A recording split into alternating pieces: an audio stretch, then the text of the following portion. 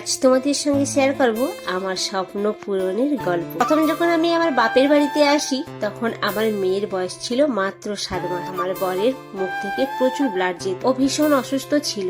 ওকে treatment করানোর মতো আমার শ্বশুরের সাধ্য ছিল না। তখন আমার বাবা ওকে নিয়ে এসে কলকাতায় ডাক্তার দেখিয়ে সুস্থ করে। তারপরই ডাক্তার বলেছিল ওকে অনেক রেস্ট্রিকশনে রাখতে হবে।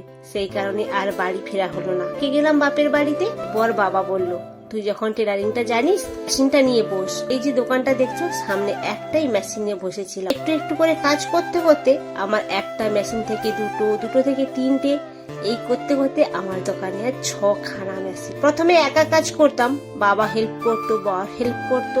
আজ আমি মিস্ত্রি রেখেছি আমার দোকানে। আর আজকে আমার স্বপ্নটা পূরণ হয়েছে। জানো, আমার অনেক দিনের স্বপ্ন একটা বড় বিজনেস হোক, আমি যেন মাথা উঁচু করে দাঁড়াতে পারি। আর এই স্বপ্ন পূরণের পেছনে আছে একমাত্র মানুষ, আমার বাবা।